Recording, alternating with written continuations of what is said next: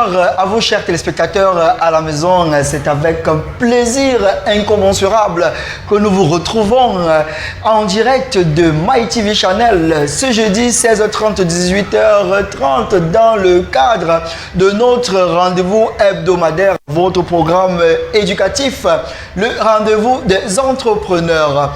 Après bien sûr une petite pause liée aux célébrations des fêtes de fin d'année, c'est avec le cœur gonflé, avec une joie débordante que nous nous retrouvons ici cet après-midi pour cette balade au cœur des problématiques liées à l'entrepreneuriat. En espérant que vous avez passé de très bonnes fêtes de fin d'année, permettez-moi, mesdames et messieurs, vous à la maison, au nom de toute l'équipe de production du Rendez-vous des entrepreneurs, de vous présenter nos souhaits de bonne et heureuse année 2022. Que cette année soit une année d'accomplissement, une année de réalisation, une année pendant laquelle vous allez véritablement vous positionner et réaliser tous vos projets. Quant à nous, mesdames et messieurs, nous sommes fidèles au poste. Une nouvelle année, plein de perspectives, plein d'ambitions, mais surtout beaucoup d'experts qui viendront ici tous les jeudis vous aider, vous, les petites et moyennes entreprises, les très petites entreprises, mais surtout vous qui êtes déjà des entrepreneurs aguerris, des entrepreneurs avertis. Vous donner les clés, vous donner les éléments, vous donner les astuces, vous permettre de ne pas tomber dans les pièges, vous aider à véritablement réussir votre projet entrepreneurial. Nous ne saurons commencer cette émission, mesdames et messieurs, sans souhaiter joyeux anniversaire à certaines personnes qui, tout au long de l'année passée, se sont illustrées positivement. Ce sont des fidèles téléspectateurs, mais c'est surtout également des futurs partenaires du programme. Je vais commencer comme cela à remercier le top management de la chaîne de télévision MyTV Channel qui nous offre cet espace de diffusion qui nous permet, mesdames et messieurs, tous les jeudis de pouvoir vous accompagner dans le cadre de cette émission. Donc, je vais donc dire bonne année à monsieur Yannick Mbarga, sans oublier l'équipe technique avec bien sûr à sa tête Alex qui est là tous les jeudis, qui ménage aucun effort pour que vous ayez un rendu de qualité à la maison. Donc à eux, je vais dire Happy New Year, bonne année, que de belles choses. Je n'oublie pas Joël et je n'oublie pas toutes les autres personnes qui sont dans l'ombre mais qui également travaillent ardemment au quotidien pour que tout se passe dans de très bonnes conditions. On va dire également bonne année à un partenaire fidèle, un fidèle téléspectateur qui est toujours au rendez-vous tous les jeudis à partir de 16h30. Il s'appelle Karim, il est entrepreneur, il est propriétaire ou alors promoteur de la maison de couture Albarka. C'est situé du côté de la rue Manguier, au niveau du snack bar Malibu. Si on est aussi bien vêtu cet après-midi, ce sont les œuvres de Karim. Alors, on va dire bonne année à Karim et le remercier pour cette très belle tenue qu'il nous a offerte pour la bonne année. Alors, Albarka à la maison, bonne année à toi et à toute ton équipe. Alors, chers téléspectateurs, vous à la maison, vous venez de vous installer. C'est le rendez-vous des entrepreneurs qui fait sa rentrée. Ceci étant, mesdames et messieurs, le décor étant planté, on se retrouve juste derrière la transition pour prendre la première articulation de l'émission.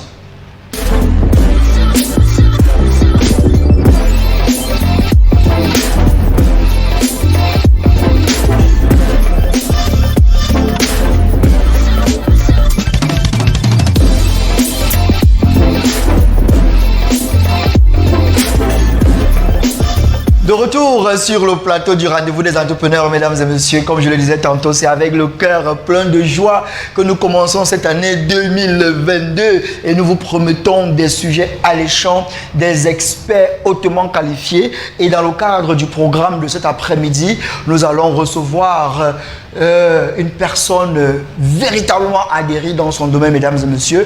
C'est un expert comptable, diplômé en expertise comptable de l'INTEC de Paris et de l'Académie des Hautes de Nantes. Voilà, il a fait ses études du côté de Paris et de Nantes. Et il est enseignant de comptabilité et fiscalité, audit et finance. Et il est également directeur général du cabinet gestion et conseil. Il sera avec nous dans la deuxième partie de l'émission pour débattre sur le sujet qui est au menu du jour. Il s'agira pour nous cet après-midi de parler des actions post et ante-création d'entreprise.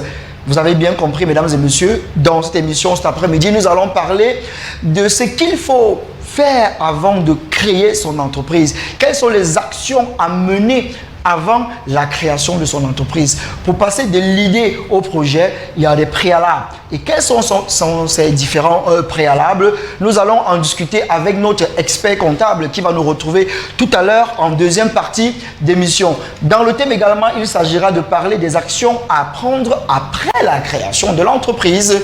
Ah oui, vous êtes passé de l'idée au projet. Le projet a été mis sur pied. Quelles sont donc les actions qu'il faut prendre, qu'il faut mener après la mise sur pied de son entreprise pour que l'entreprise se pérennise dans le temps, pour qu'au bout d'une année, qu'elle ne soit pas fermée? Quelles sont donc ces différentes actions à prendre? Ce sera avec notre invité, je rappelle, il s'appelle M. Talagui. Il est diplômé en expertise comptable de l'INTEC de Paris et de l'Académie de Nantes. Enseignant de comptabilité, audit et finance, directeur général du cabinet gestion et conseil. Avec lui, nous allons faire le tour de la question, mesdames et messieurs. Et je vous le dis déjà, la ligne est ouverte. Vous, à la maison, vous pouvez déjà nous envoyer vos différentes préoccupations. Posez-nous des questions sur le sujet qui est posé sur la table cet après-midi. Que faut-il faire avant de créer son entreprise? Que faut-il faire après avoir créé son entreprise? Si vous avez des indices, si vous avez des informations, parce que je sais qu'à la maison, il y a des experts qui nous regardent, il y a des entrepreneurs qui nous regardent, partagez votre savoir et votre savoir-faire avec nous. Édifiez toutes ces personnes-là qui sont encore au niveau de l'étape de l'idée. Aidez ces jeunes-là qui ont déjà lancé l'entreprise mais qui sont butés à des difficultés. Vous êtes à la maison, vous avez des propositions, vous avez des préoccupations, vous avez des questions, vous voulez contribuer à l'émission, c'est simple. Vous nous envoyez vos contributions par SMS ou alors par WhatsApp. Le numéro de téléphone va s'afficher tout à l'heure. Je rappelle la thématique du jour, les actions post et ante création d'entreprise. Nous en discuterons tout à l'heure avec notre expert qui sera des nôtres pour véritablement rentrer de plein pied dans le sujet. Je voulais également préciser, bonne année oblige, en envoyant vos questions, en envoyant vos participations. N'oubliez pas à la fin de votre message de souhaiter bonne année à une ou deux personnes. Nous allons prendre sur nous de lire votre message à l'antenne. Alors, posez votre question par rapport à la thématique qui est à l'ordre du jour. À la fin, vous signez votre message en souhaitant bonne année et bien sûr, n'oubliez pas de mettre votre nom. Je rappelle la thématique, les actions post et ante-création d'entreprise. Ce qu'il faut faire avant la création de son entreprise, ce qu'il faut faire après la création de son entreprise. Vous avez une idée, vous avez une question, vous avez une préoccupation. Envoyez-nous votre message par SMS ou par WhatsApp. Mais surtout, n'oubliez pas de souhaiter bonne et heureuse année à une ou deux personnes. Nous allons le lire à l'antenne. Alors, mesdames et messieurs, nous sommes dans la mouvance de la Coupe d'Afrique des Nations. Nous avons des délégations qui viennent au Cameroun. Ils sont déjà, pour ceux qui sont déjà là, bien installés dans leurs différents hôtels. Ce qu'il nous reste à faire dans le cadre du rendez-vous des entrepreneurs, en plus de leur parler de l'entrepreneuriat, mais surtout de leur souhaiter la bienvenue. Parce que le Cameroun est réputé pour être l'un des pays les plus hospitaliers au monde. Et quoi de mieux que de leur souhaiter bienvenue en musique. Et exceptionnellement, dans le cadre du rendez-vous des entrepreneurs, nous allons prendre une chanson de condition pour souhaiter la bienvenue à tous ces nombreux étrangers qui foulent la terre de Mbappé Lépée, de Samuel Eto'o, de Roger Mila, de Yannick Mbarga, d'Alex et autres. Écoutez cette très belle chanson qui nous est proposée par l'artiste Ben Martins. C'est simplement pour souhaiter Yayato à tous ceux qui viennent au Cameroun. On se retrouve juste derrière. Yayato, Ben Martins.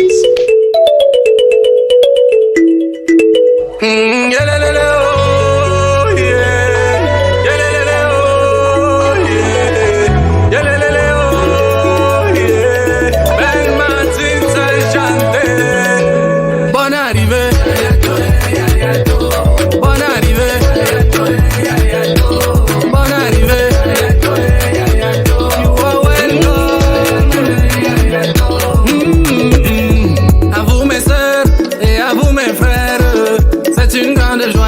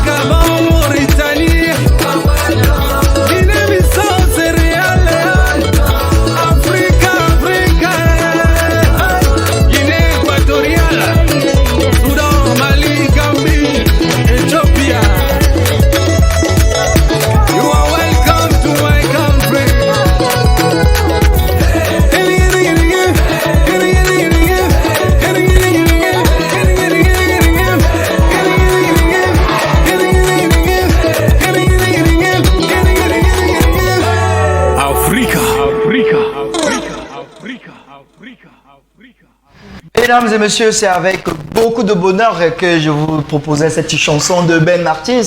À mon avis, mesdames et messieurs, je pense que c'est l'une des plus belles célébrations pour accueillir nos différents invités. Vous savez, la Coupe d'Afrique a 24 équipes. C'est une première dans l'histoire du football africain, et ils seront tellement nombreux au Cameroun, et il faut bien leur montrer que nous sommes une terre d'hospitalité, une terre d'accueil, une terre où il fait bon vivre. Et on va dire merci, un merci particulier à l'artiste Ben Martins qui est allé au-delà du chauvinisme, au-delà de célébrer les lions indomptables en tant que Camerounais, mais il a pensé que c'est la Coupe d'Afrique, c'est une messe du football africain, ça ne concerne pas seulement le Cameroun. Et il a bien fait d'ouvrir cette chanson qui, le Cameroun représenté dans sa multiculturalité. Vous avez pu voir des pas de danse de toutes les aires culturelles du Cameroun.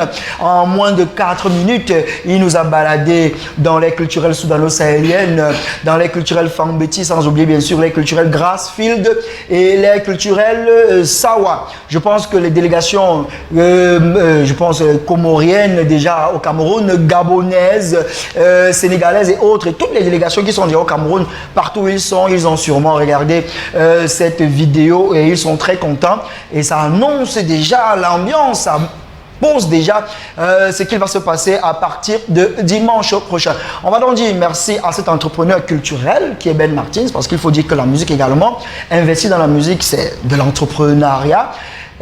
Bon vent à lui, et vivement que cette chanson puisse être écoutée, jouée et chantée partout. Quant à nous, mesdames et messieurs, et chers téléspectateurs à la maison, une fois de plus, soyez la bienvenue dans votre espace réservé aux futurs entrepreneurs, aux PME et aux TPE. Vous savez, on n'a plus besoin de le rappeler, l'entrepreneuriat est un modèle de l'économie nouvelle. Nous sommes à l'ère de la libéralisation et le secret de la réussite réside dans l'entrepreneuriat. Les dispositions, que ce soit sur le plan institutionnel, ont été mises pour inciter, encourager les jeunes à se lancer dans l'entrepreneuriat. Et nous avons pensé mettre sur pied ce programme éducatif pour permettre à tous ces jeunes qui veulent se lancer dans l'entrepreneuriat d'avoir quelques clés, quelques outils, quelques petits éléments qui vont leur permettre de ne pas tomber dans certains pièges Parce que, vous le savez, les statistiques le prouvent. La plupart des entreprises au Cameroun ont une durée de vie très déterminée. Très déterminée et c'est dommage. C'est dommage. Une entreprise doit se pérenniser. Alors, comment est-ce qu'une entreprise doit se pérenniser? Il y a des préalables. Et cet après-midi, nous avons une thématique que nous avons choisi de discuter avec vous à la maison. Quelles sont les actions à mener avant de mettre sur pied une entreprise? Alors, lorsque vous avez une idée de projet, vous voulez vous lancer dans la résolution d'un problème, d'une problématique sociétale, qu'est-ce qu'il faut faire? Est-ce qu'on se lance dans l'entrepreneuriat comme ça?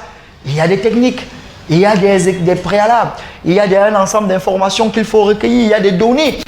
Et lorsqu'on a mis sur pied ce projet, qu'est-ce qu'on fait? Est-ce que le tout, c'est d'ouvrir une entreprise?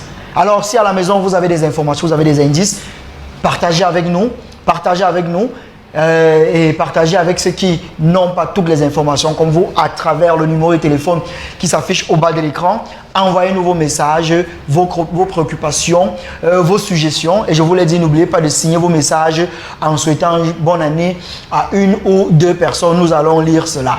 Et je l'annonçais tout à l'heure, nous avons convié ici sur le plateau une personne outillée, une voix autorisée, un expert en la matière qui va nous aider, mesdames et messieurs, à bien sûr comprendre la thématique que nous avons choisie cet après-midi. Alors, on va l'introduire à l'instant, mais d'abord, je vais me tourner vers la technique pour demander à notre réalisateur de nous mettre la pensée du jour et juste derrière, nous accueillons notre invité. Merci.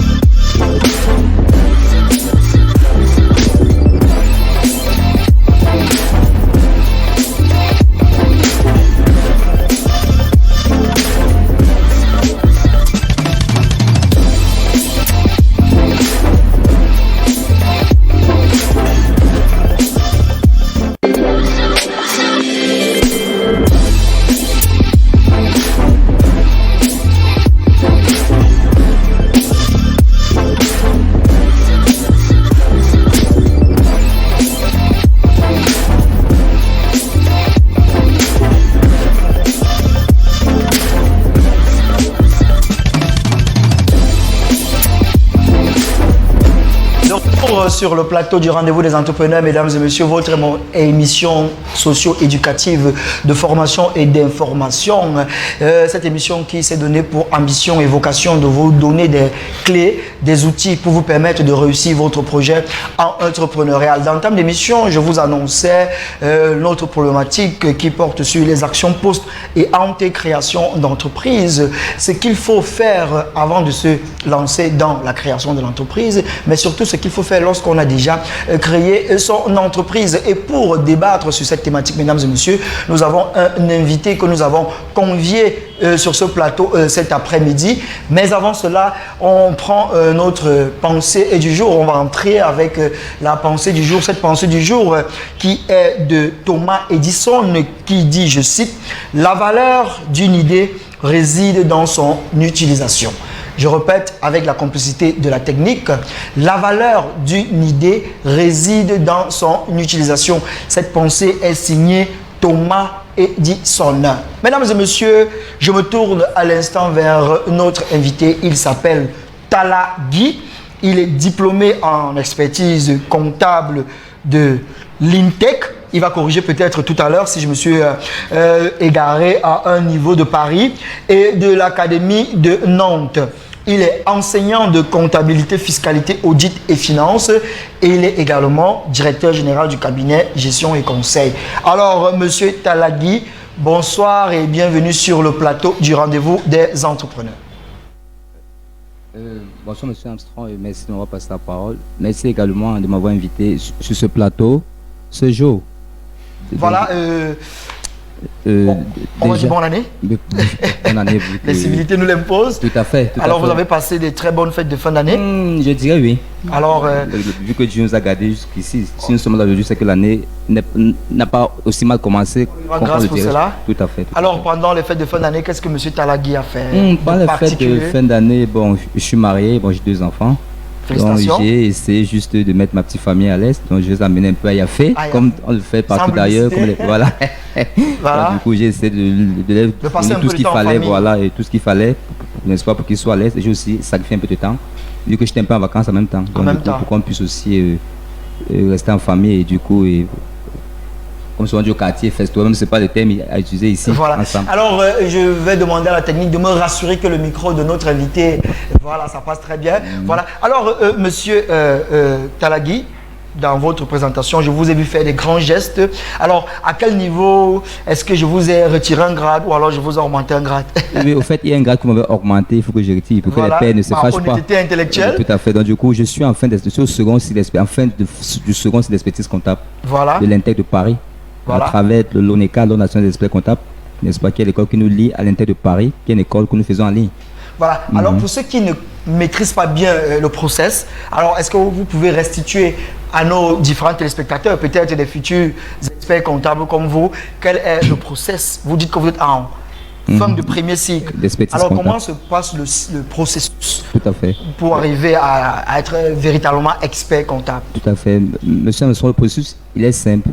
N'est-ce pas, il y a plusieurs chemins pour arriver à l'expertise comptable. Oui. L'expertise comptable, n'est-ce pas, d'après le cursus que nous suivons, est français. Donc, le cursus, il est simple. Vous pouvez entrer, n'est-ce pas, après votre bac, n'est-ce pas, en fait, vous pouvez intégrer au premier cycle d'expertise comptable, s'il faut que je le dise comme ça, après votre baccalauréat. Peu importe la série que vous avez fait, AD, peu importe, parce que les Français, ils acceptent toutes les séries. Toutes les séries, oui. Et du coup, vous pouvez entrer, et de là, vous avez 3 ans, si vous suivez un cursus normal.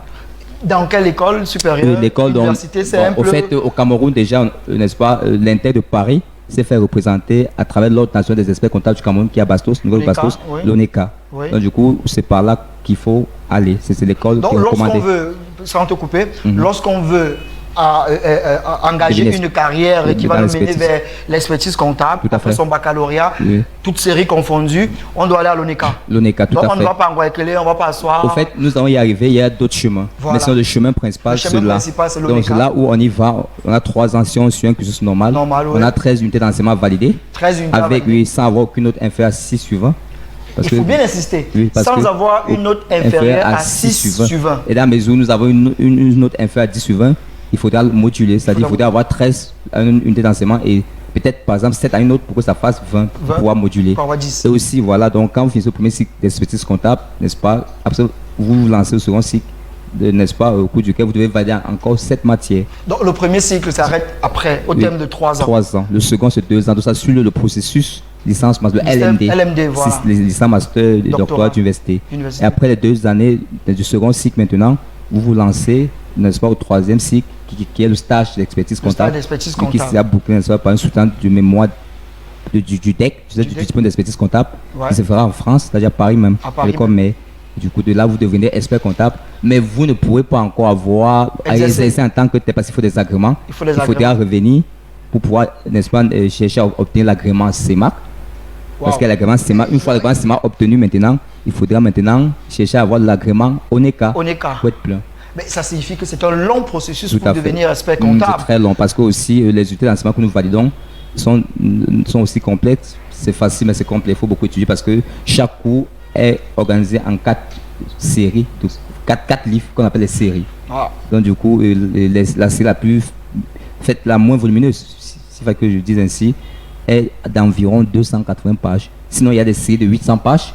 C'est-à-dire, en fait, il y a des cours, des études de 800 pages dans les 4 séries. Il faut tous les intégrer. Alors, c'est quoi un expert comptable véritablement? Parce qu'on entend, c'est des titres, je ne vais pas dire pompeux, mais expert comptable, c'est quoi? Parce que nous sommes là pour éclairer la lanterne de tous ceux qui nous regardent. Donc, installez-vous bien à la maison.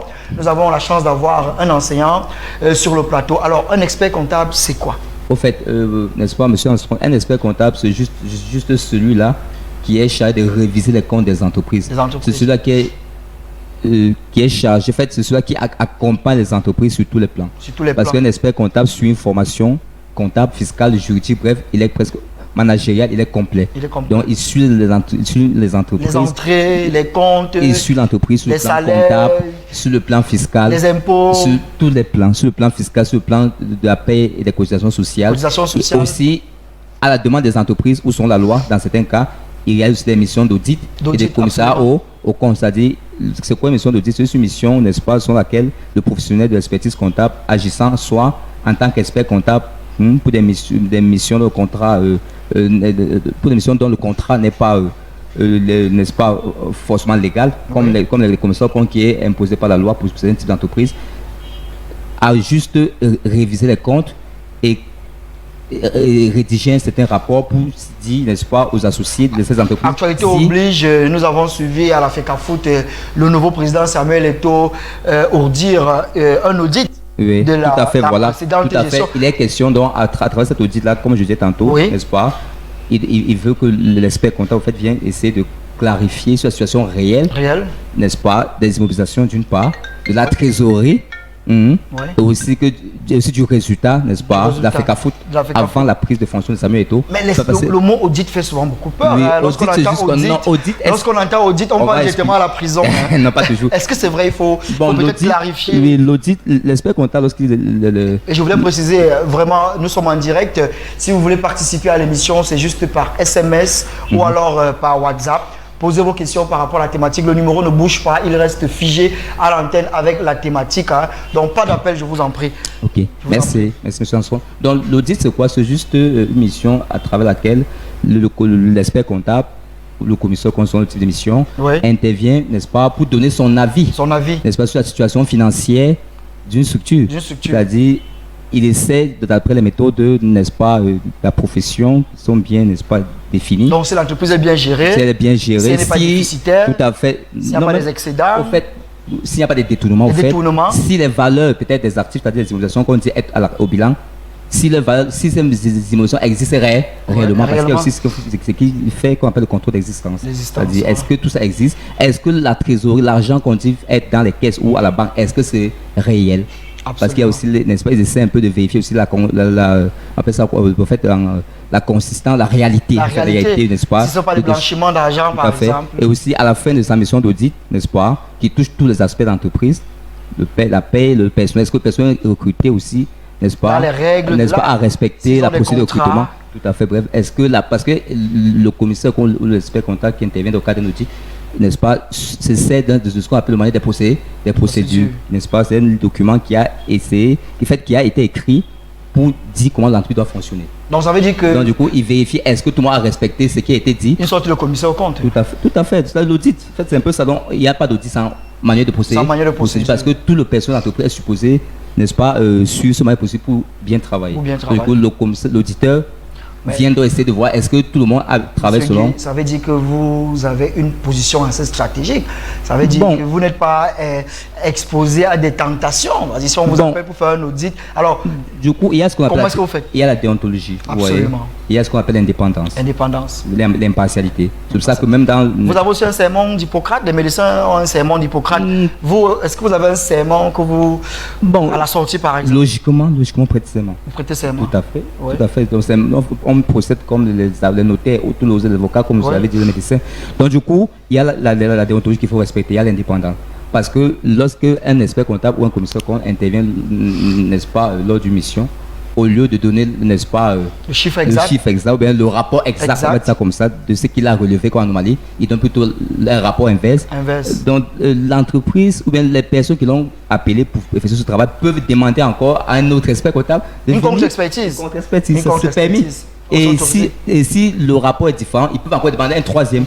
Si le rapport du troisième, c'est le rapport du deuxième. Ça me rappelle l'initiative Survival du leader politique du MRC, Maurice Kamto. Par exemple, voilà. Je crois qu'il y a eu des expertises et des contre je crois des expertises. Tout à fait, sur les fonds Covid. Sur les fonds Covid. C'est un peu ça. Absolument. Voilà, donc du coup, et après maintenant, si on voit que les conclusions des deux experts comptables concordent et que le premier qui s'éloigne en fait du rapport du premier, il y a un problème. Donc, qu'est-ce qui va se passer?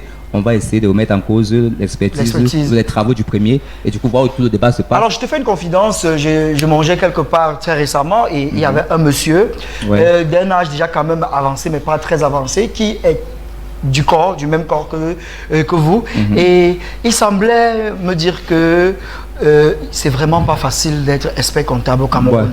Que c'est vraiment c'est le chemin du combattant. Alors, est-ce que tu corrobores cette dit ou alors c'était juste une vue de l'esprit? Bon, je vais corroborer vu que pour ne pas donner de nom ici, nous sommes sur le plateau.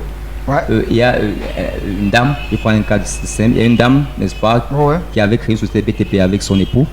Bon, du coup, les deux ont divorcé. L'époux gérait sans toutefois reverser ce qu'on appelle les dividendes. C'était une salle. Ou un peu dans les salles, chaque année, il faut que les associés se partagent les dividendes. Donc, le monsieur, la société à responsabilité limitée, voilà. Donc, la dame était associée et détenait au capital hauteur 15%. L'homme détenait le reste, je crois, 85%. Donc, lorsqu'ils ont donc divorcé, l'homme a voulu, n'est-ce pas, depuis toujours, la femme ne s'intéressait pas disant sur ce patrimoine familial. Mais quand le divorce est intervenu, la femme a demandé à ce qu'on rappelle tous ces 10 ans pendant 5 ans. Donc, et du coup, il fallait faire un audit. On a interpellé un papa que je connais bien, expert comptable, il a diplômé. Il a plus de 20 ans de service, d'expérience, voilà. Donc, du coup, il a fait un rapport que moi, j'ai eu à voir, n'est-ce pas, en faveur du mari qui a payé une certaine somme que je ne peux pas dire ici. Donc, du coup, pour au Cameroun, c'est pas évident. C'est pas évident. On se noie un peu comme ceci et du coup, il n'y avait pas de preuve qu'on puisse attraper. Alors, pour sortir sur la question de l'expertise comptable, qui n'est pas le sujet principal du jour, alors vous allez regarder votre caméra et donner un petit conseil avant qu'on vienne à la phase des questions. Je rappelle, la ligne est déjà ouverte. Envoyez-nous vos questions sur les sujets qui vont être discutés tout au long de cet après-midi. Je rappelle, le sujet principal, c'est les actions à mener avant la création de l'entreprise et après la création de l'entreprise. Si vous avez des questionnements autour de cette problématique, n'hésitez pas à envoyer vos questions par SMS ou par WhatsApp. Profitez également pour souhaiter bonne année à 2 personnes autour de vous. N'oubliez pas, vous mettez votre nom et vous souhaitez bonne année à 2 personnes, sans oublier de poser la question à monsieur Guy Tala qui nous fait l'amitié d'être là cet après-midi. Alors, je disais donc tantôt que vous regardez votre caméra et à ces jeunes qui voudraient embrasser la carrière d'expert comptable, qu'est-ce que vous pouvez leur dire déjà de prime abord comme ça, en termes de conseils, de mise en garde ou alors je ne sais pas quoi? Vous êtes enseignant. Tout à fait. En fait, le seul conseil que je peux leur donner, c'est d'y croire, s'ils veulent se lancer, qu'ils croient, ils font de ça leur projet de vie. Et qui se lancent, n'est-ce pas, avec tout leur cœur et qui s'y mettent et qui comprennent que le chemin est long et les études aussi ne sont pas aussi faciles. Et qui comprennent aussi qu'ils devront se concentrer beaucoup plus dans leurs études que dans la vie active. Voilà, donc du coup, c'est difficile de mélanger l'expertise avec autre chose. Ça se fait, mais c'est difficile. Donc ils doivent juste se concentrer entièrement sur l'expertise. Donc il faut faire beaucoup de sacrifices. Oui, tout à fait. Il faut bien qu'ils aient des financements. Parce que pour ce qui est n'est-ce pas, du coût, ce n'est pas aussi catholique, il est élevé. Parce qu'à l'ONECA, par exemple, une unité d'enseignement, c'est à 300 000. Et si vous prenez 4 pour une année, vous allez payer 1 200 000. Wow. Vous voyez, du coup, et si vous avez une autre info à 6 sur 20, l'année prochaine, vous venez vous réinscrire à une unité d'enseignement. Bon, la fameuse question à 0 francs que tout parent que je suis poserait, c'est de savoir les débouchés. Ok, mais pour ce qui est des débouchés déjà, n'est-ce pas, M. Armstrong, ils sont nombreux. Après avoir fait un investissement pareil. Tout à fait, voilà. Après avoir bouclé souvent sur d'expertise comptable, déjà, vous pouvez être sollicité par les grands cabinets internationaux en matière d'outils de commissaires aux comptes, tels que KPMG, Maza, vous avez Price et autres, où vous pouvez faire carrière peu facilement et vous donnez un salaire quand même qui n'est pas qui sera quand même consistant pour vivre d'après les trucs que vous avez fait. Et aussi, vous pouvez finir l'expertise, vous lancez votre propre compte ou vous associer avec d'autres personnes. Bon, on va résumer ça. Lorsque la première débouchée, c'est déjà, même étant en formation, être sollicité par des boîtes, des entreprises pour faire des expertises comptables. Tout à fait, pour être collaborateur dans les cabinets. Et avoir un salaire quand même assez, par exemple, combien? Bon, au Cameroun quand même. Des chiffres, hein? Bon, oui, au Cameroun, j'ai des amis quand même qui sont, quand même chez certains grands, chez certains, dans des Big Four, ça comme ça, les 5 plus grands cabinets respectifs du monde. Donc du coup, comme KPM, j'ai un ami qui est là-bas, lui il a 700 000. Bon, parlons des petites entreprises. Maintenant, pour les petites entreprises, vous connaissez comment le Cameroun se porte. Donc du coup, il ne peut pas s'en sortir en tant que tel. Mais sinon, il y a des projets les projets financés par la Banque africaine de développement, par la Banque mondiale. Il y a également les ONG qui payent bien les experts comptables. Ils peuvent avoir 1 million et plus même. Donc vous pouvez 1 million, 1,5 million. Donc vous encouragez les jeunes à choisir cette carrière. Tout à fait. Moi, je les encourage vu qu'à l'époque, quand j'ai le bac, moi j'étais à Soie. Oui. Donc du coup, j'ai une licence en gestion et une maîtrise en gestion avant de me lancer. Avant de recommencer en première année. Donc du coup, c'est où je veux arriver. Il y a d'autres chemins pour, n'est-ce pas, arriver à l'expertise comptable. On peut également passer par l'université. Ayant des diplômes d'université d'État au Cameroun, on peut bénéficier des dispenses. Quand vous avez fait peut-être gestion ou sciences économiques. Sciences économiques, donc, du coup, j'ai bénéficié de certaines dispenses pour avancer. Pour avancer directement. Donc commencer peut-être à partir du deuxième cycle. Tout à fait. Bon, au premier cycle, tout le monde commence au premier cycle. Mais si vous êtes docteur, vous commencez au premier cycle. Parce qu'il y a des unités d'enseignement que les Français n'aiment pas dispenser. Il y a droit des sociétés, droit fiscal. Et droit société, droit fiscal et... Les entreprises. Oui, tout à fait. Le droit fiscal, il y a le droit social.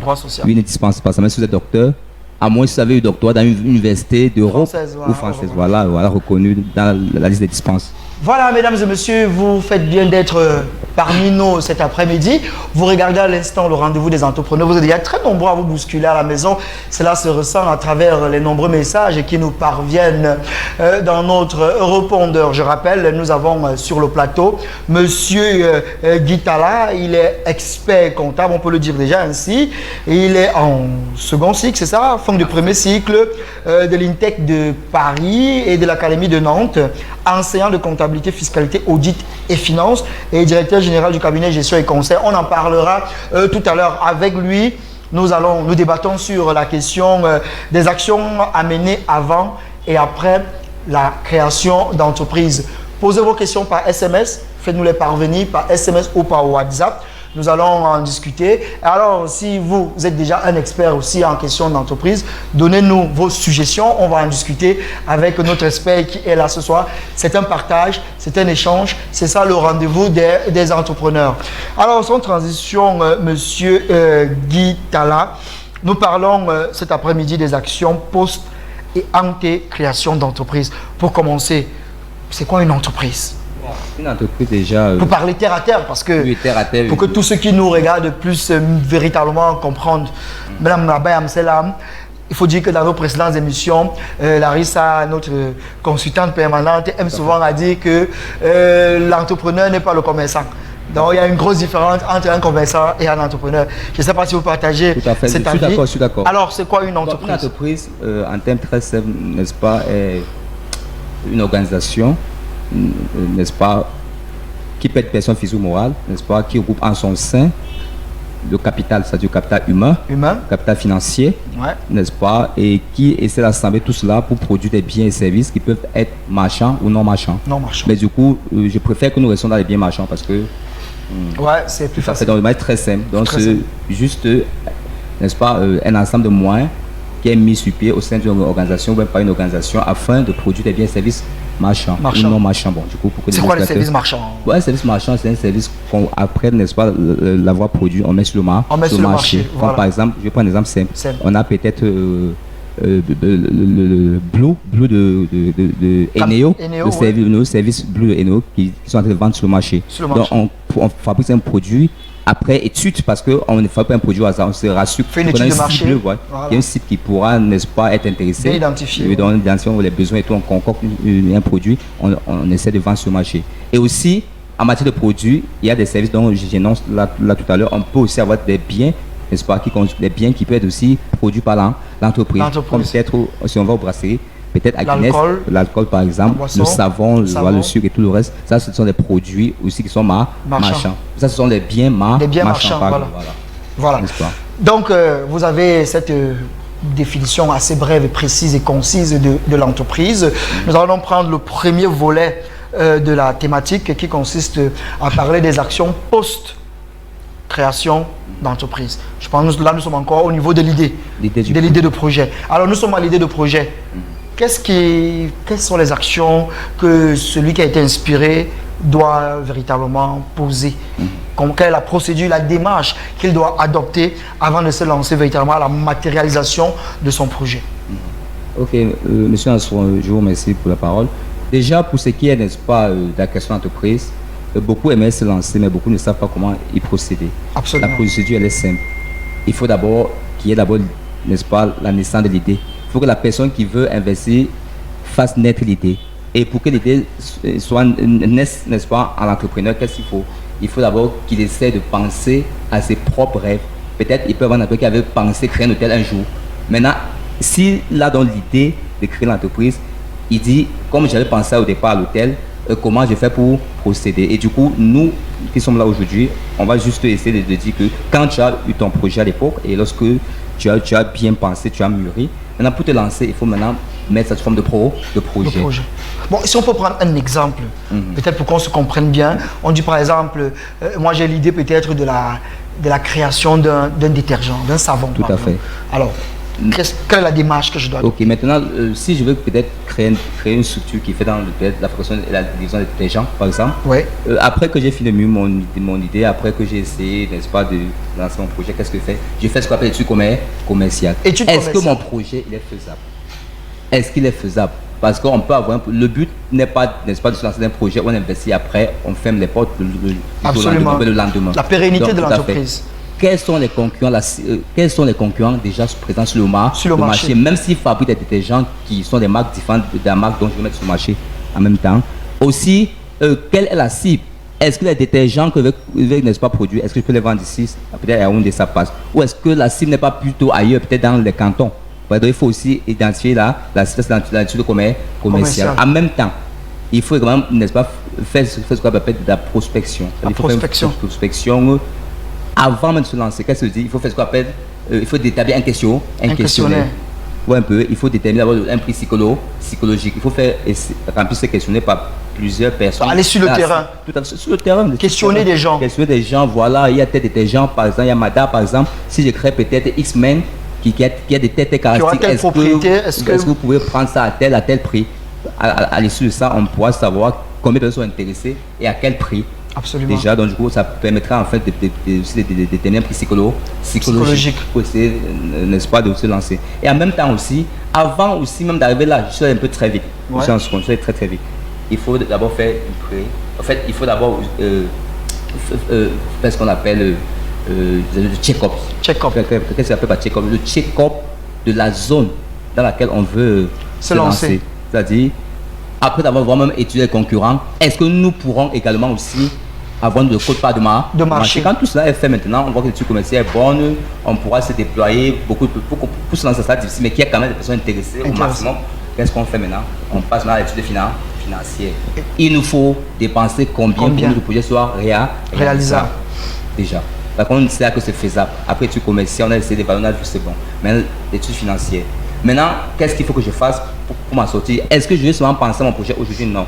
Je pense aussi à demain. C'est-à-dire, je dois faire ce qu'on appelle un bilan d'ouverture. Un bilan d'ouverture. J'ai combien? Je dois dépenser combien? Il me faut combien? En plus de ce que j'ai. Qu'est-ce que j'ai? Ce qu'on appelle les fonds propres. Le reste, je vais le prendre où? Est-ce que je vais me mettre avec des gens? La question du financement.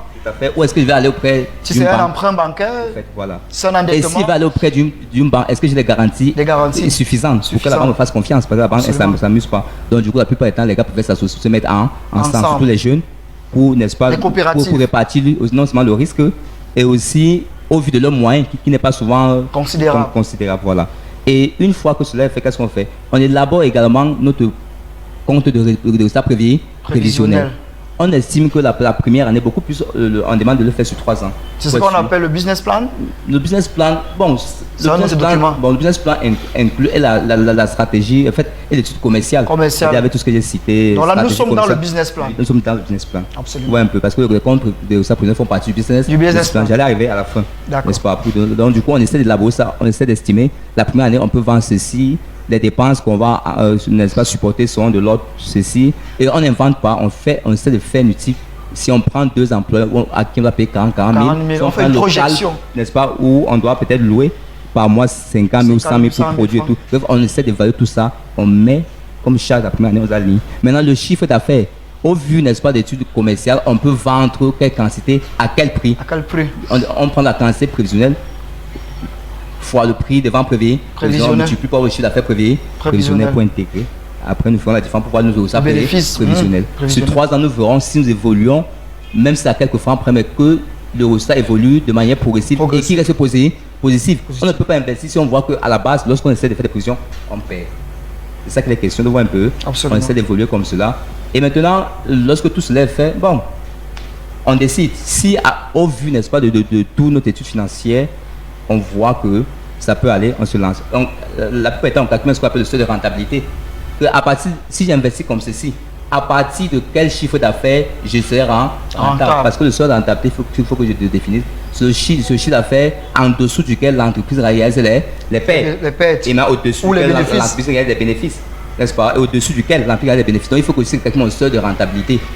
Pour voir. Donc ça, c'est des indicateurs, n'est-ce pas, de rentabilité du projet, de performance, de rentabilité du projet. Donc on ne va pas se lancer comme ça. Si tout ça s'avère quand même intéressant, vu que ce qu'on prévoit n'est pas toujours ça, c'est pour ça qu'il y a les écarts. On peut se lancer. Donc on ne peut pas se lancer dans un projet où on sait qu'à la base c'est risqué et qu'on voit qu'à l'origine on paie. Parce que c'est pour ça que quand on veut se lancer, on prend toute la peine de faire quoi? De déterminer ce qu'on gagnerait demain, mais aujourd'hui. On essaie d'évaluer tout aujourd'hui.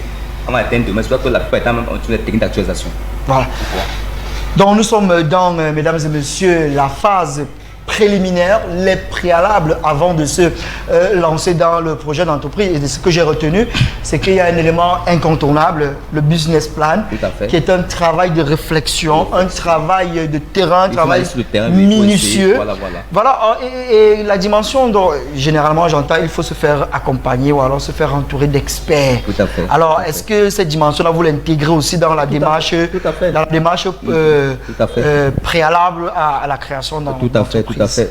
Chez nous, au cabinet, par exemple, au CGC Consulting, n'est-ce pas, qu'est-ce que nous faisons lorsque on a de tels entrepreneurs? Parce que beaucoup d'entrepreneurs, quand ils viennent, n'est-ce pas, ils n'ont jamais investi. Mais ils aiment investir dans des fonds, d'autres n'ont pas des fonds, mais ils peuvent prendre le risque. Parce que investir, c'est avoir une aversion au risque. On peut investir de mon gagnant, c'est ça. Donc du coup, il dit, on veut vraiment être accompagné. Il dit, bon, pour commencer déjà, on est pour la question, est-ce qu'on travaille sur l'idée et tout, on travaille sur le projet, et après, on laisse sort un business plan qui est pas concurremment ça n'importe où. Donc si je comprends bien, si je comprends bien, il est préférable de ne pas faire l'étude de marché ou le business plan personnellement parce qu'on n'est pas assez outillé, on n'a pas la connaissance et la compétence, ni le savoir-faire. Il est préférable si on a son idée, son capital, de se rapprocher d'un cabinet ou alors des experts qui vont faire ce travail à votre place. C'est ça que vous expliquez. Tout à fait. Donc nous travaillons en partie avec d'autres cabinets. Donc du coup, on a des commerciaux. Des commerciaux. C'est-à-dire qui ont des BTS licences professionnelles en marketing et tout. En marketing, des expériences. qui font la prospection. Ils font la prospection, ils essaient de faire, n'est-ce pas, cette prospection. Ils nous donnent des résultats. On analyse, voilà. Quand l'investisseur dit je veux me lancer dans telle zone, on essaie de voir s'il a raison ou si on peut lui conseiller une autre zone après avoir fait des études. Parce qu'il en va d'un projet réel. C'est pas un cas d'école où on peut se demander, n'est-ce pas? Bon, maintenant, quelles sont donc les modalités? Parce que ce n'est pas un travail qui est gratuit. Généralement, on n'a même pas assez d'argent pour son capital. S'il faut encore venir voir un expert pour qu'il fasse ce travail préalable qui est important, on ne va pas le nier. Alors, est-ce que vous êtes assez accessible déjà? Mais surtout, est-ce que sur le plan financier, ce n'est pas un goulot d'étranglement, monsieur Guy Talla? Non, au fait, connaissant le contexte réel, n'est-ce pas, du Cameroun, et la modicité des moyens, et connaissant aussi que beaucoup de jeunes finissent des études, ils veulent avoir un travail, n'est-ce pas, un travail à un salaire, n'est-ce pas, considérable pour avoir une vie, n'est-ce pas, une vie aussi paisible. Ils ne parviennent pas, ils se lancent des affaires, on essaie de les accompagner sans toutefois, n'est-ce pas, les conséquences, ceux qui n'en ont pas assez. Voilà. Donc, tous ceux qui veulent, n'est-ce pas, se faire accompagner, ils se rapprochent. Alors, quels sont vos honoraires? Bon, ici, nous, on aime parler terre à terre. J'ai mon idée. Le téléspectateur qui me regarde là à l'instant, qui m'envoie le message, par exemple, il a son idée. Il a son petit capital, mais il ne sait pas faire un business plan, il ne sait pas faire toutes ses études, toutes ses enquêtes. Il vient vous voir. Tout à fait. Il doit vous donner combien? Bon, au fait, n'est-ce pas, pour l'accompagnement déjà, on essaie de regarder le coût de l'investissement. Le coût de l'investissement. Ouais, un peu ça. Donc c'est proportionnel. On essaie de voir parce que jusqu'à 5 millions, on prend juste 50 000. 50 000. Oui, juste. On sait que c'est pas facile. Et ceux qui ont 100 000 francs qui veulent lancer les business avec 100 000 francs, vous les écoutez même? Ceux qui lancent avec 100 000 francs, nous connaissons comment ça marche. On sait, au Cameroun, sans me faire acheter comme ça, ça achète quoi? Rien. Même, on peut même vous avez 100 000. On peut le faire. Non, on le fait. La loi, le décret 2007 l'a autorisé, n'est-ce pas, dans les conditions de facilitation, n'est-ce pas, de la création des PME. Mais sinon, lorsqu'on le fait comme ça, on prend des crédits ailleurs. Mais je profite pour vous poser une question. Il faut faire la différence entre la procédure de création et le capital de l'entreprise. Tout à fait. On ne peut pas avoir une entreprise qui a un capital de 100 000. Tout à fait. Mais on peut créer une entreprise. Non, en fait, on peut avoir, je reviens. On peut avoir une société qui a un capital de 100 000. De 100 000. Mais sinon, mais qui ne fonctionne pas avec les 100 000. Avec les 100 000 francs, justement. Oui, un entrepreneur peut créer sa société à 100 000. Mais avec un capital de 150 000 même ou 200 000. Oui. Mais sinon, son budget de fonctionnement. Voilà, ils prennent un emprunt bancaire ou ils prennent un pro quartier, n'est-ce pas? C'est permis. Oui, ou si c'est une salle, par exemple, il peut avoir des associés ou ils pourront faire ce qu'on appelle des apports en compte courant, c'est des prêts à l'entreprise. On crée au capital de 100 000. Et après, on fait des prêts à l'entreprise. Parce qu'il faut bien distinguer les ressources. Le capital fait partie des ressources de l'entreprise. Le capital, c'est les ressources propres. Mais sinon, il y a les ressources étrangères qui peuvent venir, les emprunts, les financements, même pas les associés qui prêtent de l'argent à l'entreprise à travers ce qu'on appelle les apports en compte courant. Bon, on revient à la question. C'est combien donc? Oui, donc du coup, si pour créer, parce que là, on a le thème, on a dit les actions post. Là, nous sommes encore à Ante. Oui, nous sommes encore Ante. Oui, parce qu'en Ante, il faut bien comprendre. Nous, lorsque nous finissons avec votre business, mais tout le reste de la compagnie, on vous aide également à créer votre entreprise au niveau du centre de création des entreprises du Cameroun. On va prendre ça en deuxième partie tout à l'heure, lorsque nous serons dans la partie post-création d'entreprise. Mesdames et messieurs, je rappelle, vous êtes en direct de MyTV Channel. L'émission, c'est le rendez-vous des entrepreneurs. C'est tous les jeudis 16h30, 18h en direct. C'est votre rendez-vous, votre balade au travers des problématiques liées à l'entrepreneuriat. Nous invitons des experts ici avec qui nous essayons de discuter sur comment créer son entreprise, comment gérer son entreprise, quels sont les pièges à éviter. Cet après-midi, nous avons le plaisir et la chance de recevoir un enseignant, un expert, un praticien de la question entrepreneuriale. Et avec lui tout à l'heure, nous parlions des préalables à la création d'entreprise. Nous allons le reprendre tout à l'heure, le temps pour lui de souffler un peu, de reprendre son souffle, car nous avons plein de questions en suspens. Et je vous demande à la maison de continuer de nous envoyer vos questions. Et n'oubliez pas, aujourd'hui, exceptionnellement, vous avez la possibilité de souhaiter bonne année à 2 personnes. Alors, posez-nous vos questions en rapport à la thématique, mais n'oubliez pas de signer en souhaitant bonne année à 2 personnes.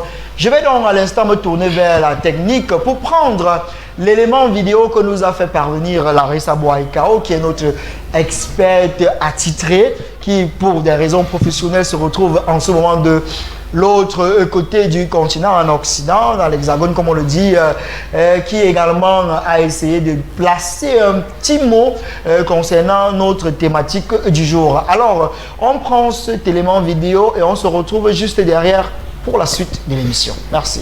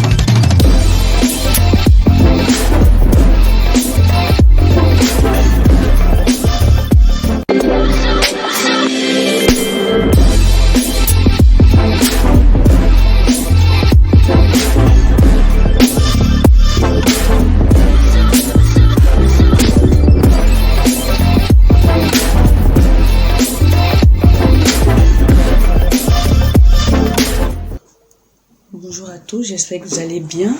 Je tiens déjà pour cette nouvelle année, vous souhaiter mes vœux les meilleurs, santé, prospérité, longue vie et que cette année 2022 soit pour chacun de nous une année où nous pourrons avoir tout ce que nous désirons. Dans le cadre de notre émission du jour, le rendez-vous des entrepreneurs, nous allons parler des actions ante et actions post-création d'entreprise. Pourquoi est-ce qu'il serait important pour un jeune entrepreneur de savoir exactement quelles sont les actions qu'il devrait mener dans le cadre de la création de son entreprise et quelles sont les actions qui devraient être menées si l'entrepreneur a déjà eu à créer son entreprise, qu'est-ce qu'il devra faire pour toujours être administrativement légal. Et donc, pour un premier temps, les actions ante, il faudra que l'entrepreneur, pour un premier temps, fixe son idée d'entrepreneuriat. Ça veut dire quoi? Un problème, une solution. Je décèle dans mon environnement un problème, ce qui ne marche pas, et je donne une solution qui va permettre à résoudre le problème identifié. Ensuite, je fais le point complet sur mon idée. Est-ce que j'ai parcouru l'idée dans son ensemble? Est-ce que j'ai fait ressortir les points et les faiblesses par rapport à cette idée? Troisièmement, je m'informe sur la création d'entreprise. Je fais une prise globale de mon entreprise. Est-ce que une prise de connaissance globale sur la création d'entreprise? Ce que je dois savoir, quels sont les éléments dont j'aurai besoin afin de pouvoir créer de mon entreprise, de passer de l'idée. Je prends une décision, je planifie et la prise de ma décision me donnera de savoir si oui, je dois continuer avec mon projet ou sinon je décide de le reporter ou changer d'idée. Ensuite, j'élabore mon business plan. Après l'élaboration de mon business plan, je fais un référencement total des aides que je pourrais avoir, de qui, comment est-ce que je pourrais me faire référencer, me faire financer autant pour moi. Je décide par la suite du lieu où est-ce que je vais établir mon entreprise et je confirme par la suite l'exactitude et la réalisation de mon projet qui se terminera par la création en me faisant assister par une personne ou par un professionnel qui sait comment est-ce que je crée mon entreprise afin de pouvoir m'aider dans les opérations ante à la création d'entreprise. Je les ai listées en 10. Les plus importants, c'est déjà l'idée. Après l'idée, je me décide si je vais réellement effectuer ce projet ou pas. J'élabore mon business plan. Je me rapproche d'un professionnel qui va m'aider dans la notion de régime fiscal, dans la notion de statut juridique de mon entreprise, dans la notion de rédaction des statuts pour l'entreprise.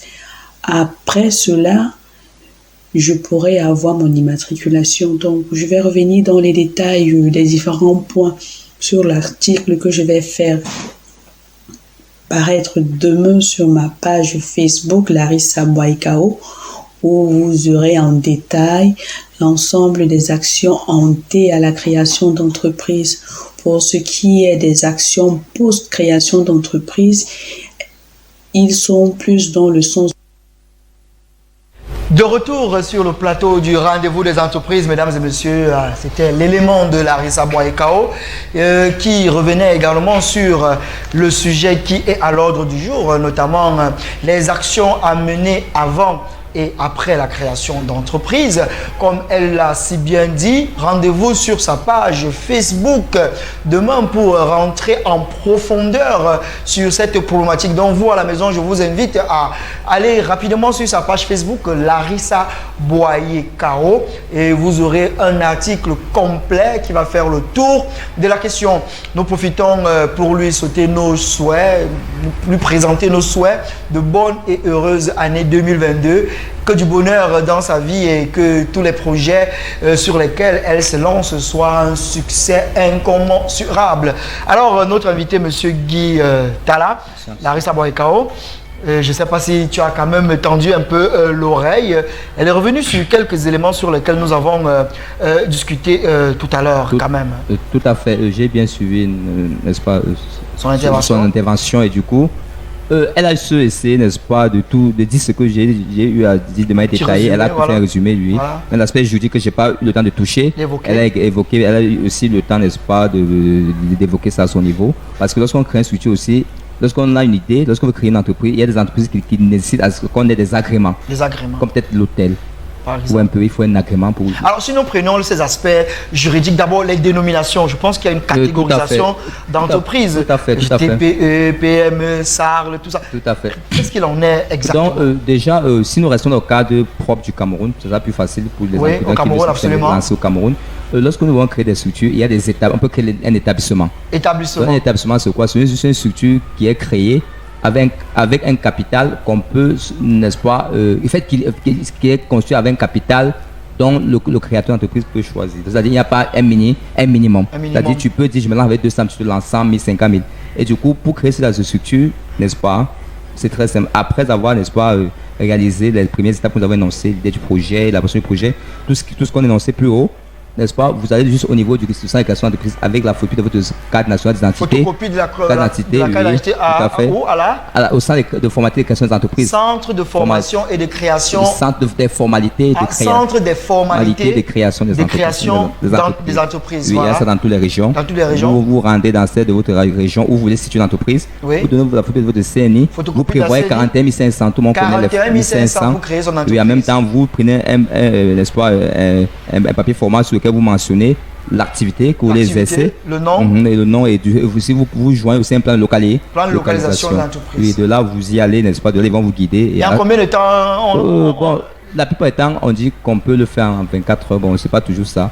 Mais sinon, quand même, il y a ce qu'on appelle souvent les créations express, même si le mot express n'est pas... Dans tous les cas, c'est souvent 24 heures. Voilà, mais sinon, nous le faisons en une semaine parce que là-bas, 24 heures, c'est ce qu'on disait les textes. Mais sinon, ça traîne souvent un peu plus. En une semaine, avec 41 500, la photocopie de votre CNI, vous pouvez créer un établissement. Du coup, maintenant, pour ceux qui veulent s'associer, l'établissement, c'est une seule personne physique qui la crée, vous voyez un peu. Oui. Mais sinon, ceux qui veulent s'associer pour créer une structure... Personne morale. Des personnes morales.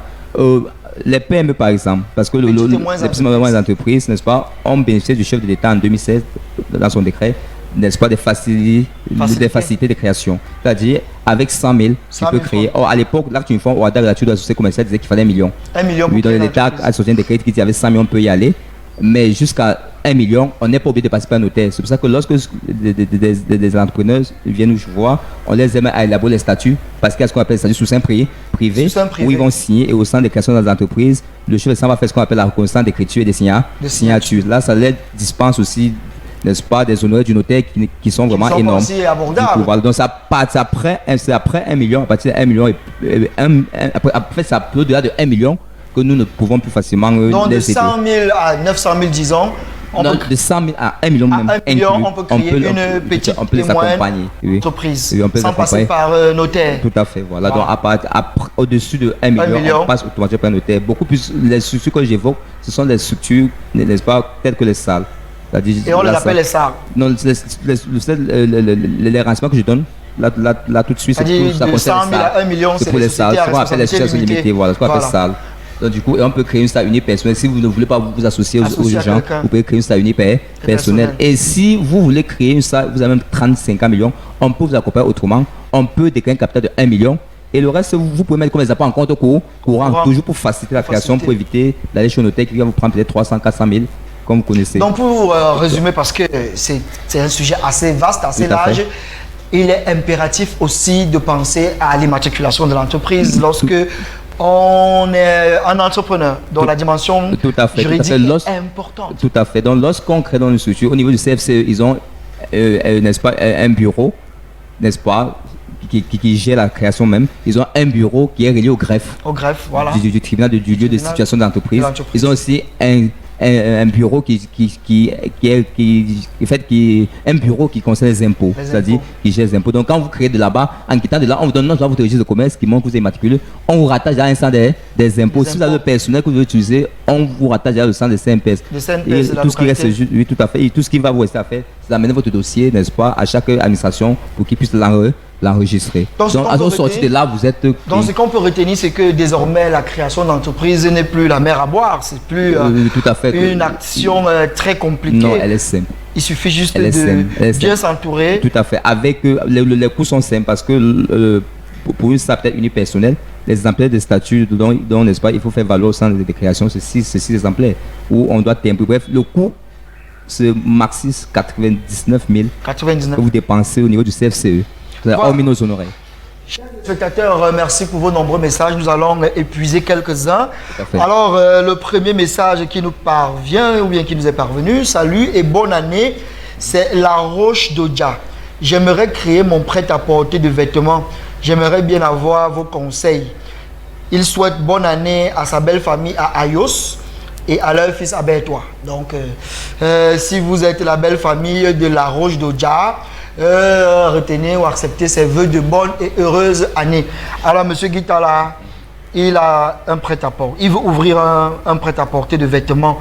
Il a besoin de conseils. Tout à fait. Donc, pour ce qui est de votre prêt-à-porter que vous voulez ouvrir déjà, ce que je vous conseille, c'est d'abord de faire, comme j'ai dit, si l'idée a été mûrie déjà, c'est juste d'essayer de faire une étude de marché. À moins si vous voulez qu'on vous accompagne en ce sens-là. À défaut, même vous pouvez essayer de vous déployer, n'est-ce pas, et faire une étude de marché pour voir est-ce qu'il y a assez de prêt-à-porter dans cette zone. Est-ce que la zone-là, elle est vraiment habitée? D'abord la zone. Tout à fait. Est-ce que ceux qui sont là pourront facilement, n'est-ce pas, se vêtir d'après n'est-ce pas, les vêtements que vous allez vendre? Parce qu'il y a aussi ça. Okay. Si nous sommes dans un quartier un peu modeste, on sait que c'est ça compliqué que vous en sortez. Pour vendre des vêtements chers. Oui, lorsque tout cela est fait, si votre capital est là et si vous voulez, n'est-ce pas, bien vous organiser, vous nous contactez, mais à défaut, mais sinon quand même, je vous ai dit, vous faites d'abord, n'est-ce pas, un petit check-up. Donc si on est en Vombi, on n'aura pas la même conception du prêt-à-porter que Bastos. Au fait, c'est ce que je veux en venir. Parce que nous, on est mettre terre à terre. Non, c'est ça. On n'aura pas la même conception. Donc La Roche, si tu veux... Il faut aussi offrir aux populations de cette zone-là des vêtements qui sont, n'est-ce pas, dont le prix ça a le porter. Parce que la première clientèle, c'est d'abord l'entourage. D'abord. C'est d'abord l'entourage. Du conseil que doit alors La Roche, je pense que tu as écouté, identifier d'abord ta zone. Et aussi, il faut créer ta structure pour éviter de pouvoir les impôts. Parce que si on a un matin, on vient aussi vous faire, mais donc il faut suivre les étapes normales. Le but n'est pas d'ouvrir les portes et d'accrocher les vêtements pour vendre. Vous risquez d'être poursuivi. Ça, c'est le commerce. Tout à fait. Il y a aussi le ministère du commerce qui va passer pour voir si vos factures sont régulières, n'est-ce pas, conformes n'est-ce pas, voilà, donc à leur canevas. Bonsoir, quel est le véritable rôle d'un comptable? De plus, une entreprise en a-t-elle nécessairement besoin? Aussi, l'argent passe-t-il entre les mains d'un comptable? Il s'agit de... Il n'a pas signé avec son nom, mais ici, il souhaite quand même bonne année à Madame Eno Salomé et Monsieur Aboz Martin. Donc, bonne année à Madame Eno Salomé et Monsieur Aboz Martin. Il dit qu'il est étudiant en première année comptabilité et gestion entreprise. Il a un baccalauréat A4 et il aimerait bien sûr savoir comment faire pour s'en sortir. Tout à fait. Au fait, un comptable déjà, c'est lui-même le père des chiffres d'entreprise.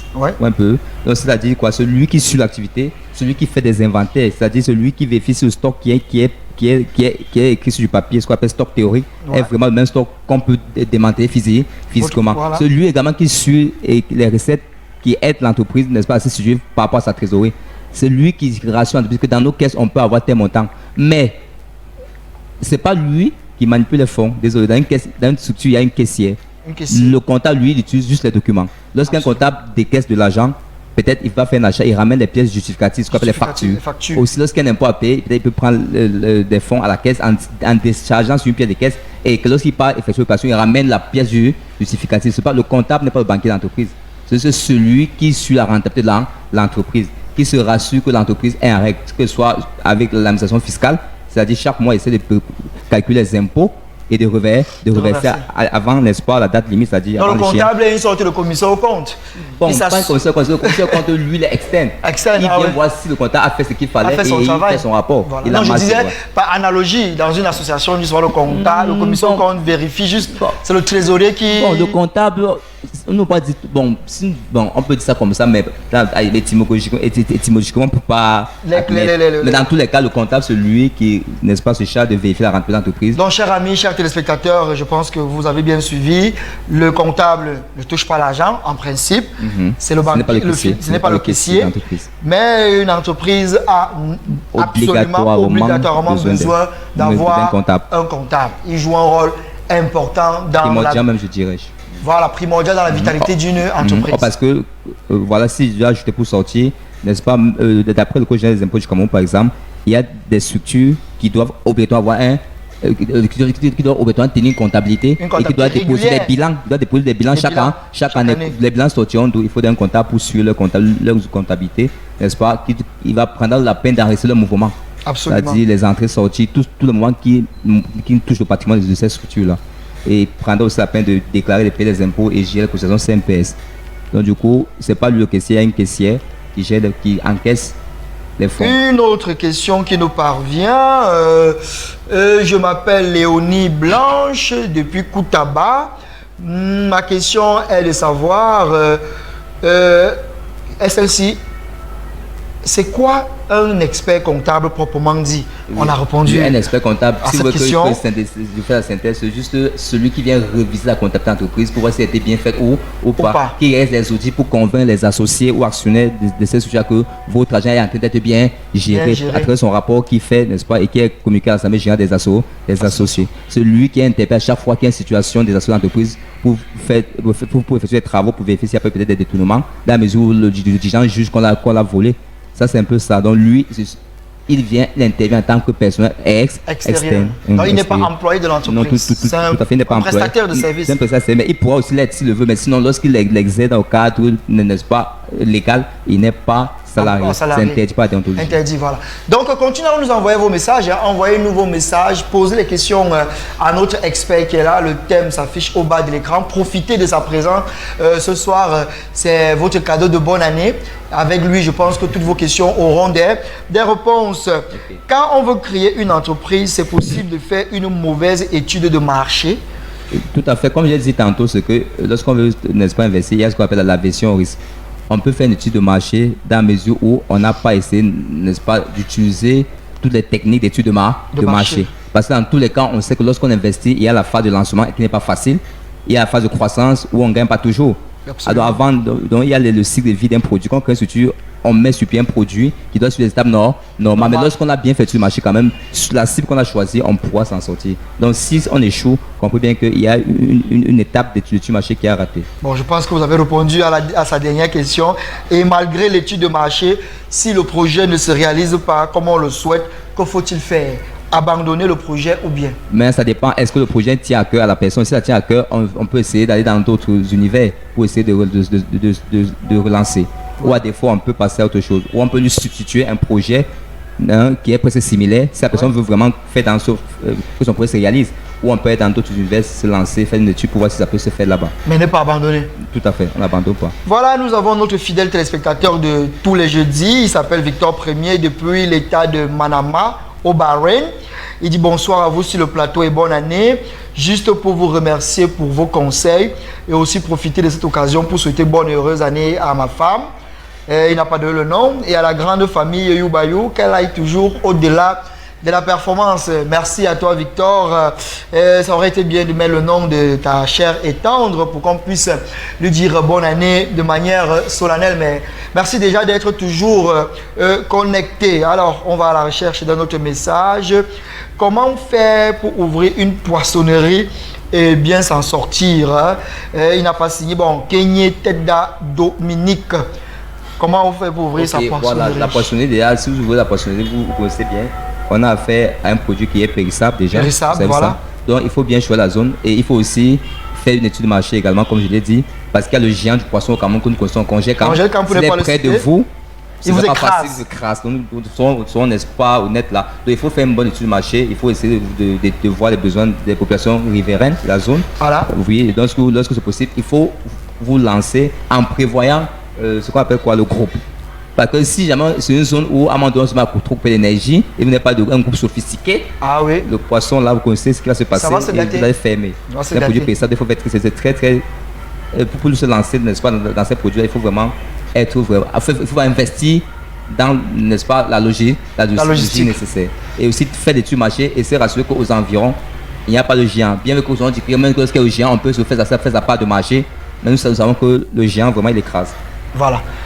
Bon, nous avons Donald de l'Omisport qui dit bonsoir et bonne année à vous. Merci Donald et merci d'être fidèle au rendez-vous du jeudi 16h30. J'aimerais avoir le contact de monsieur Guy Tala. Restez jusqu'à la fin de l'émission. S'il le veut bien, il vous donnera son adresse. Donc, restez à l'écoute. Comment faire pour ouvrir un dépôt de bière? Pour ouvrir un dépôt de bière, déjà, il faut se rapprocher au niveau des brasseries. Parce que celui qui va vous livrer. Ouais. En même temps aussi, c'est la boisson. Parce qu'il faut aussi aller à la mairie chercher quoi? La licence. Mais dans tous les cas, il faut créer votre structure d'abord. Parce que nous ne sommes pas chercher la licence au niveau, je crois, de la sous-préfecture. Ils vous demandent la patente. La patente. Ou l'impôt libératoire. Donc, du coup, et pour l'avoir, il faut que vous soyez créé, que vous soyez passé aux impôts. Donc, dans tous les cas, il faut d'abord essayer de créer votre structure. Lorsque c'est fait, vous vous rapprochez des brasseries. Voilà. Pour passer les brasseries, souvent, vous aidez à financer avec, ils aiment à financer avec des congélateurs. Oui. Avec les congélateurs. Il y a des structures que j'ai aidé à créer comme ça. Je dis, ils aident avec les congélateurs là, tant que vous êtes chez eux, ils donnent des congélateurs pour vous aider. Tout à fait. Donc, si vous aussi vendre en même temps au dépôt, c'est-à-dire détaillé. Donc, dans tous les cas, les brassiers vont vous aider. Et c'est aussi bien passer un projet où bénéficier des ristournes. Des ristournes mensuels, annuels. Soit trimestriel, annuel, ça dépend du contrat que vous signez. Mais c'est possible, mais pensez à être en règle. Vous créez votre structure, vous vous rapprochez de ces brassiers qui sont votre conseiller technique. Et en même temps aussi, vous allez à la sous-préfecture chercher à avoir la licence de peut-être fermer par, n'est-ce pas, les gens de la sous-préfecture qui passeront pour faire des contrôles. Alors, Donald de l'Omisport, je pense que ces conseils ne sont pas tombés dans les oreilles de sourds. Déjà, l'expert semble trouver en cette idée une très belle idée.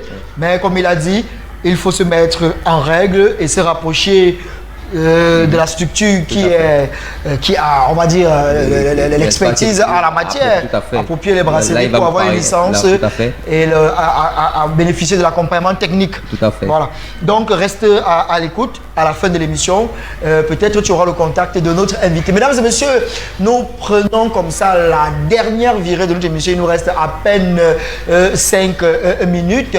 Déjà, nous vous remercions d'être là tous les jeudis. Je rappelle, le rendez-vous des entrepreneurs, c'est tous les jeudis 16h30, 18h en direct de MyTV Channel, mais aussi à travers l'application Connected TV où vous pouvez télécharger, installer dans votre téléphone et nous regarder partout dans le monde. Ce soir, nous avions comme sujet à l'ordre du jour les actions à mener avant et après la création d'entreprise. Et nous avons eu la chance d'avoir sur le plateau, il est encore là, Monsieur Guy Tala, qui est enseignant de comptabilité, fiscalité, audit et finance. Alors, pour sortir, Monsieur Tala, vous pouvez continuer à vous envoyer encore les messages. Nous avons encore un peu de temps qu'il est encore là.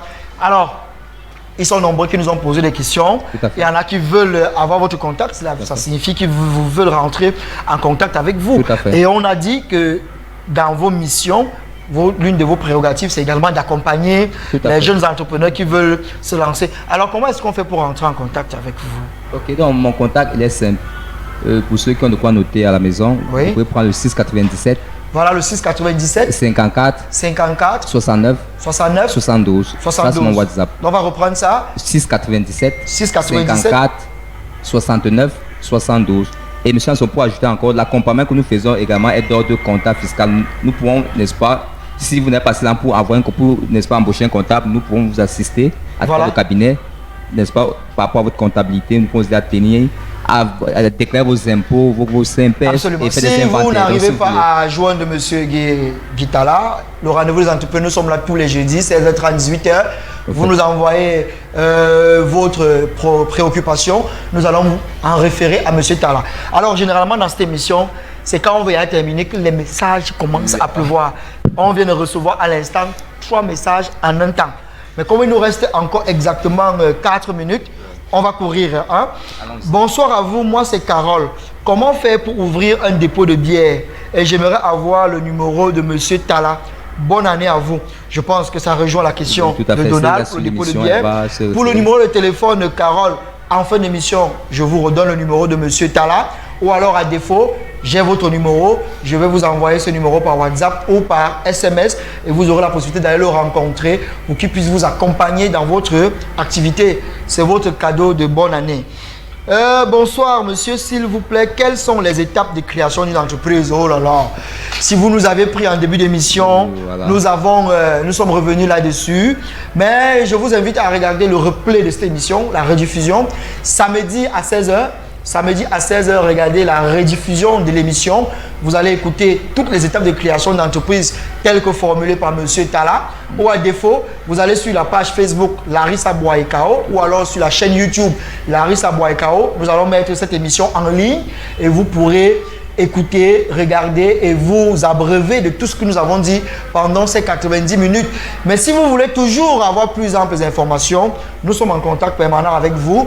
Vous avez notre numéro ou alors on se donnera rendez-vous pour l'émission de la semaine prochaine où on pourra répondre à cette question. Je suis créatrice de mode et je souhaite avoir une SAR. Je vous souhaite une très bonne et heureuse année à vous sur le plateau.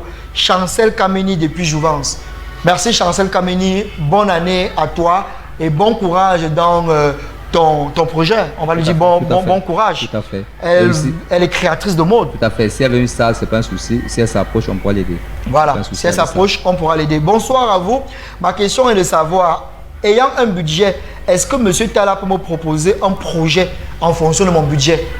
On n'a peut-être pas parlé de ça. Ce n'est pas tout le monde qui a l'idée de projet. Tout à fait. Alors, nous avons encore 2 minutes. Tout à fait. Bon, pour ce qui est n'est-ce pas, du projet que vous avez, on peut essayer d'échanger avec vos fonds. Vous pouvez vous-même commencer par nous dire, parce que pour se lancer dans un projet, il faut quand même avoir... Non, lui, il n'a pas de projet. Tout à fait. Donc, vous pouvez donc venir, il a l'argent, il n'a pas le projet. Vous pouvez venir, on vous propose, on essaie de vous expliquer comment on donne la démarche à suivre pour que ça puisse être réalisé. Donc, dans votre expertise, vous avez plusieurs projets. Vous avez des projets que vous pouvez proposer.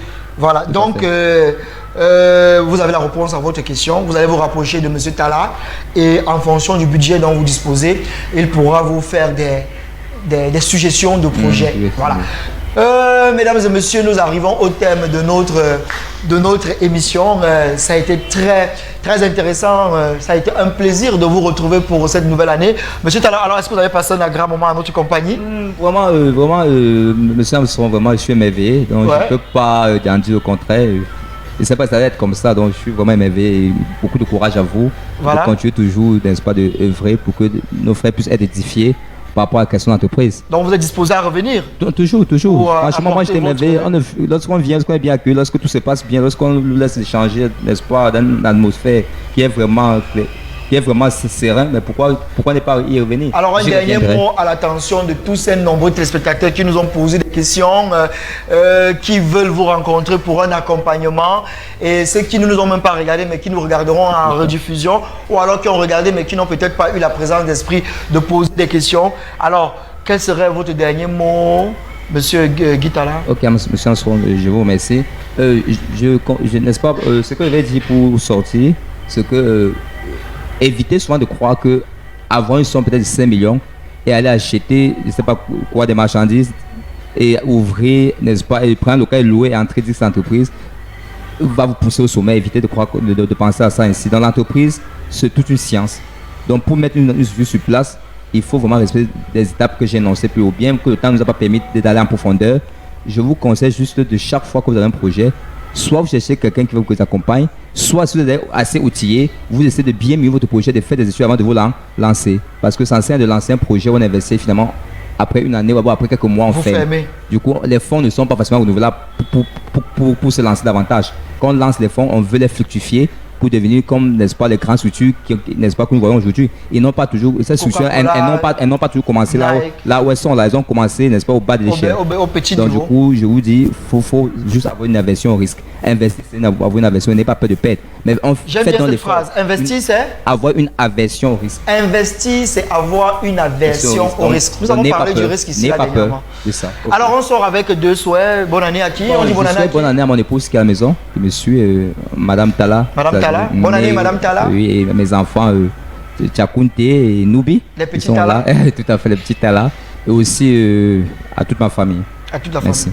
Merci à vous, Monsieur Talla. Merci à toute l'équipe de production de MyTV Channel pour notre rentrée des classes. Je pense que nous avons été à la hauteur. Quant à moi, mesdames et messieurs, tout ce qui me reste à vous dire, c'est une fois de plus vous renouveler mes souhaits de bonne et heureuse année 2022 et vous inviter à rester connectés, scotchés au programme de MyTV Channel et plus particulièrement au rendez-vous des entrepreneurs. C'est tous les jeudis.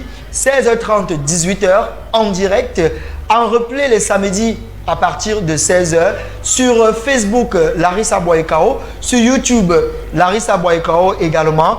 Et vous êtes dans notre liste WhatsApp, nous communiquons régulièrement avec vous. En espérant que vous avez passé un agréable moment en notre compagnie, mesdames et messieurs, ne zappez pas, restez sur les programmes de MyTV Channel. Rendez-vous jeudi prochain, même chaîne, mais peut-être avec un autre invité. Ciao, bonsoir.